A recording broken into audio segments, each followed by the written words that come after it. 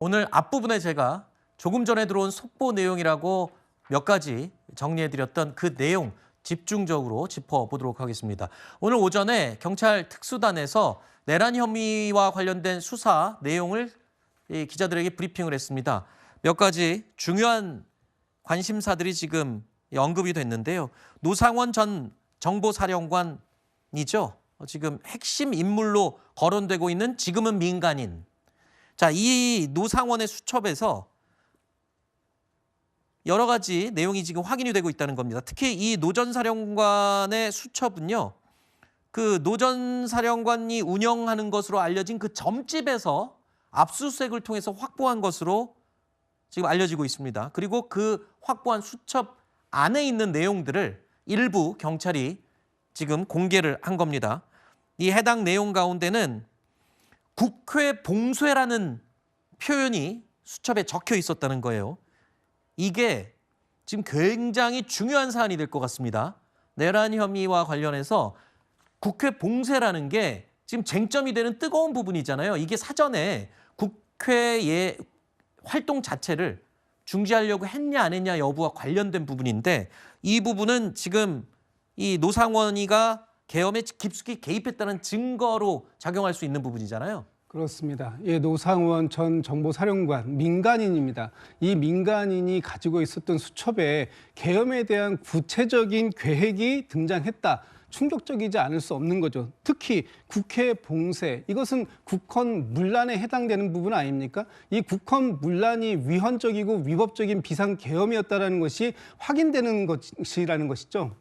그렇다면 국회를 왜 봉쇄하려고 했는지 앞으로 이제 조사하는 과정 속에 나올 겁니다. 거기에 이 그 모든 부분이 다 들어있고 여기에 보면은 이 대통령조차도 국회를 지금 무슨 질서 유지 차원에서 군을 투입했다라고 했지만 사실상 국회를 봉쇄하면서 계엄을 해제하지 못하게 하려고 했고 그 안에 투입되었던 707 공수부대, 특수부대를 통해서 그 안에 본회의장에 있었던 국회의원들을 바깥으로 끄집어 내려고 했고 또 여러 정치인들을 체포하고 구금하려고 했던 이런 모든 것들이 사실상 이 노상원 전 정보사령관의 수첩 속에서 이미 다 확인이 되고 있다. 그리고 많은 사람들의 증언들이 나오고 있다. 이렇다면 이제 윤석열 대통령이 내란 수괴의 혐의를 벗기는 더 어려워진 것이다. 이렇기 때문에 아마 지금 그 윤석열 대통령이 모든 탄핵 절차에 대한 서류를 받기를 거부하고 있는 것이고 또 공수처에서의 출석 요구도 거부하고 있는 것이 아닌가 이런 판단이 듭니다. 이번에 노상원의 수첩에서 경찰이 확인한 내용 중에 또 핵심 단어가 하나 있습니다. 표현 자체도 조금 충격적이긴 한데 정치인 그리고 언론인 등을 언급하면서 수거 대상이다 라고 적혀 있었다는 겁니다. 그러니까 해석을 하자면 경찰에서는 이렇게 설명을 합니다. 수거 대상, 통상적으로는 물건에 많이 쓰는 표현인데 이 언론인이나 정치인들, 판사 등을 체포하는 대상 명단을 아마 수거 대상으로 표현한 게 아닌가 이렇게 해석이 되고 있는데요. 이 부분이 왜 중요하냐면 윤 대통령이 분명히 국민 담화에서 그렇게 밝혔습니다. 누구를 체포하라거나 이런 지시는 하지 않았다라고 했는데 지금 이미 그 사전에 계엄 발령 이전에 확인된 이 지금은 민간인이지만 과거 군인이었던 사람들끼리 모여서 적은 회의 내용 중에 수거 대상이라다 나왔다.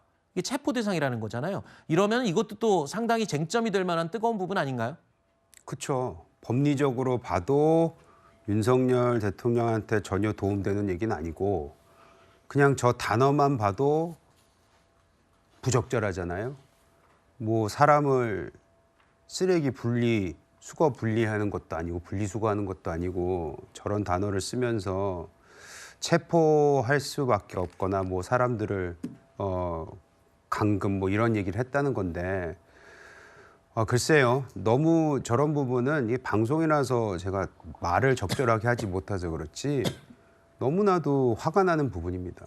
분노할 수밖에 없는 것이고 저런 일들이 만에 하나 진짜 윤석열 대통령부터 시작해서 저 노상원 씨라는 분은 그 김용현 전 장관하고도 친분이 두터워서 지금 뭐 군복을 벗었음에도 불구하고 계속해서 이런 영향력을 행사할 수 있었다는 거잖아요.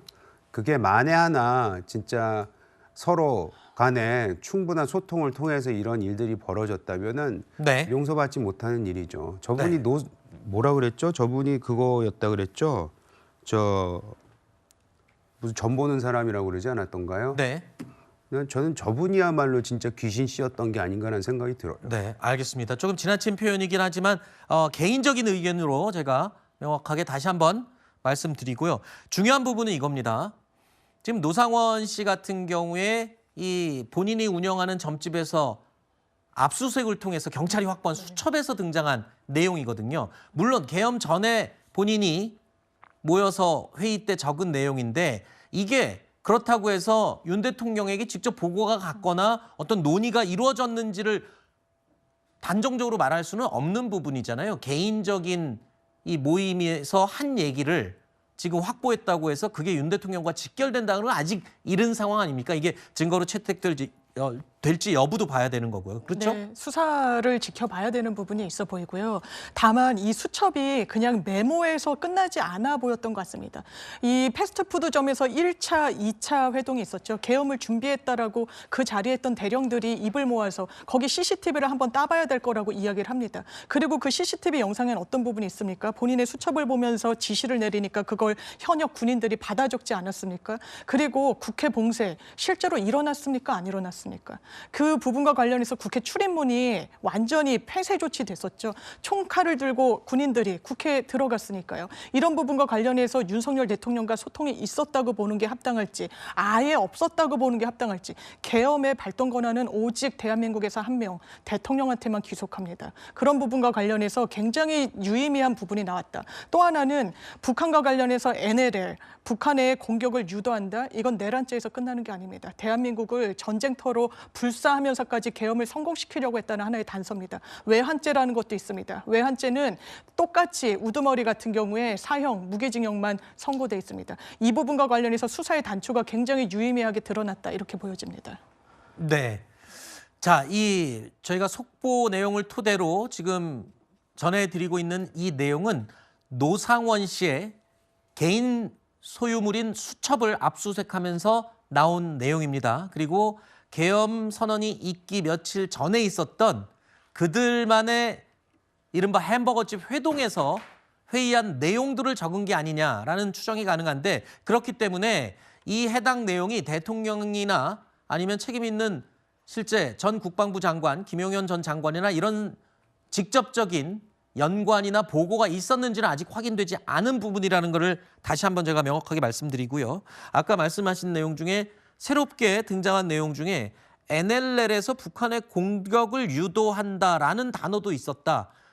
제가 아까 말씀드린 전제를 하고 또 여쭈는 거긴 하지만 충격적인 내용이긴 해요. 물론 개인적으로 자기들끼리 모여서 회의한 내용이라고는 하지만 말입니다. 굉장히 충격적인 내용이고 진상을 아주 철저하게 정확하게 규명할 필요가 있는 그런 포인트입니다. 왜냐면요. 12월 3일 밤 10시 30분에 계엄을 선포할 당시에는요. 전시사변, 기타 국가 비상사태라고 할 만한 요소는 없었습니다. 그런데 계엄이 일단 발령이 돼서 유지되고 있는 상태에서 만약에 뭐 NLL이든 혹은 다른 휴전선 부근이든 북한이 공격을 해와서 국기전이라도 발생했다. 그러면은 계엄을 해제하지 못할 만한 요소가 되는 거예요. 그런 상태에서는 국가 비상사태라고 봐서 계엄을 해제하면 안 된다는 여론이 일어나거나 혹은 우리 국회도 계엄 해제에 대해서 멈칫하게 되는 상황이 있을 수 있을 겁니다. 그런 점에서 저 사람들이 지금 내란을 모의하면서 어떤 내란이 계속되는 상황을 염두에 뒀다면은 저런 표현이 가능하고 그런 점에서 굉장히 철저한 진상규명이 필요하다. 그리고 저는 이 지점에서 또 드는 생각이 정말 12월 3일 밤 그 12월 4일 새벽에 우리 국회가 신속하게 계엄 해제 결의를 한 것이 정말 다행스러운 일이구나라는 생각이 듭니다. 만약에 그때 계엄을 해제하지 못했더라면 정말 대한민국에 어떤 일이 초래되었을지 모른다. 그런 점에서 신속하게 국회로 달려간 정치인들. 국민의힘에서도 뭐 한동훈 전 대표를 필두로 해서 18명의 국회의원이 그 계엄 해제 결의에 동참을 하지 않았습니까? 이런 신속하고 정확한 판단들이 재평가될 필요가 있다라는 생각이 아울러 듭니다. 네. 자, 일단 뭐 오늘 나온 속보 내용만 갖고도 물론 개인적인 수첩 안에서 나온 내용이고 정확하게 말씀드리면 저게 햄버거집 회의 내용을 적은 건지 아니면 혼자 앉아서 적은 건지 이것도 사실은 저희가 단정적으로 말하기는 힘들 힘든 내용입니다. 하지만 충격적인 부분이 연관성이 있는 부분이 이런 게 있어요. 아까 수거 대상이라 그래서 정치인이나 판사, 언론인들을 언급하면서 수거 대상이라고 표현하면서 구체적인 수용 및 처리 방법도 언급이 돼 있다라는 게 경찰 발표거든요. 그러니까 지금 그 조사들을 뭐 검찰에서도 하고 있고 또 공수처에서도 하고 있고 여러 군데에서 하고 있는데 이 내용들이 사실상 다 괴가 맞습니다. 지금 이 체포조가 운영이 됐었고 체포조가 체포를 하고 난 이후에 어디에 수용하려고 했었던 것 이런 내용들이 다 하나하나 밝혀지고 있는데 이 내용들이 결국은 윤석열 대통령의 비상계엄 또 거기에 김용현 전 국방부 장관과 지금 여기 이 노상원 씨 또는 이 외에 수방사령관, 특전사령관, 방첩사령관, 정보사령관 이런 사람들이 다 같이 지금 나와서 꽤 맞춰진 이 증언들이 하나같이 뭘 얘기하고 있느냐. 윤석열 대통령과 함께 이것들이 다 준비되고 있었다라는 것이 지금 증언으로 만들어지고 있고 또 이런 증거들이 나오고 있다. 그런데 여기에서 더 저희가 충격을 받는 부분은 그런 것이지 않습니까? 민간인들이 군을 동원하는데 서슴없이 지휘 체계를 갖다가 망가뜨렸고 또 여기에 주술, 무속 이런 것들이 포함이 되고 있었다라는 부분들이 우리 국민들을 더 충격에 휩싸이게 하고 있는 것 아닌가 이런 생각이 듭니다. 알겠습니다. 오늘 경찰이 중간 브리핑으로 발표한 노상원 씨에 대한 이 수첩 내용, 확인된 내용과 관련해서는 추가적인 내용이 나오거나 아니면 또 이에 대한 반론들이 나올 경우에 저희 뉴스에일라이브에서 충분히 다뤄드리도록 하겠습니다.